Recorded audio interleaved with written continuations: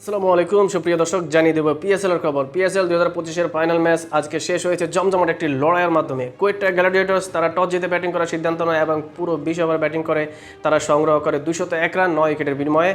দলের হয়ে সর্বোচ্চ রান করেন হাসান নওয়াজ, তিনি 43 বল থেকে 76 রান করেন এবং লাহোর কালান্দার্সের হয়ে সেরা বোলিং করেন শাহিন শাহ আফ্রিদি, 4 ওভার বল করে 24 রান দিয়ে নেন 3টি উইকেট।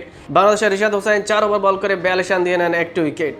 202 রানের জবাবে লাহোর কালান্দার্স ব্যাটিং করতে নেমে ভালোই খেলেছিল। তারা প্রায় প্রথম 10 ওভার তারা ম্যাচের নিয়ন্ত্রণেই ছিল, কিন্তু পরবর্তীতে তারা কিছুটা পিছিয়ে পড়ে রাজা ফাকসাকে যখন তারা হারায় তখন তাদের সংগ্রহ ছিল 16 ওভার 4 বলে 145 4 উইকেটের বিনিময়, অর্থাৎ শেষ 3 ওভার 2 বলে তাদের প্রয়োজন 57 রান, যেটা একেবারেই অবিশ্বাস্য ছিল যে এই ম্যাচটি লাহোর কালান্দার্স হয়তো হেরে গিয়েছে।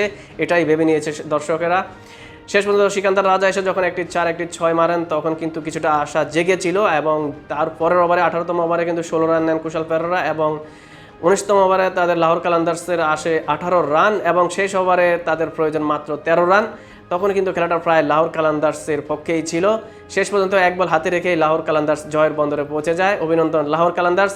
লাহোর কালান্দার্সের হয়ে সর্বোচ্চ রান করেন কুশাল পেরেরা, তিনি 62 রান করেন 31 বল থেকে এবং শেষের দিকে সিকান্দার রাজার 7 বলে 22 রানের ইনিংসের উপর ভর করে কিন্তু ম্যাচটি জিতে যায় লাহোর কালান্দার্স। তো আসলে আমরা পিএসএল নিয়ে কেন এত মাতামাতি করছি বা কেনই বা দেখছি, কারণ আমাদের বাংলাদেশি খেলোয়াড় ছিল, সেই জন্যই আমরা এবার পিএসএলটা লাহোর কালান্দার্সের হয়ে সাপোর্ট করেছি। অভিনন্দন লাহোর কালান্দার্স। আজকের জন্য এখানে শেষ করছি। আল্লাহ হাফেজ।